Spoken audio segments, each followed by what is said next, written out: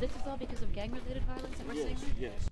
Brian Nelson walks me down the dark corridor where the names of the deceased are etched on a brick wall, names he knows. Joey Cooley, fell short of gun violence. How old was he? He was 17 years old. The father of two lives in this project on Chicago's South Side. Despite the parks, flowers, and construction, residents say gang violence is still prevalent. Nelson says more than half the names you see here belong to folks who were gunned down. First, they have to put a ban on guns. People don't kill. Guns don't kill, people kill.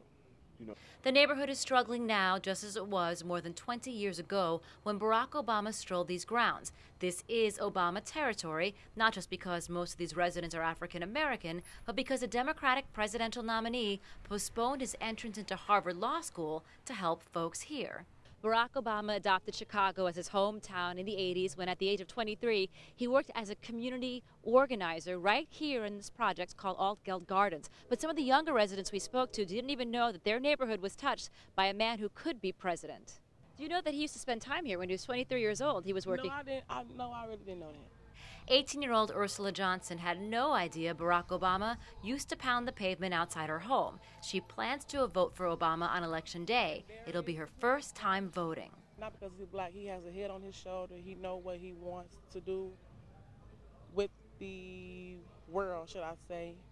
Clutching a picture of the youngest of her 7 daughters, Linda Porter says Obama will get her vote too. She's lived at Altgeld for 33 years and knows of Obama's work in her community.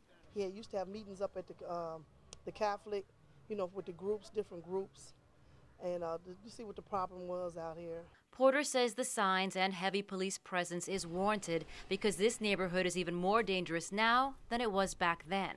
We still had, the little problems with gangs and stuff, but back then it was a little more. It wasn't so much gun violence and stuff out here. It's a little more violent out here now.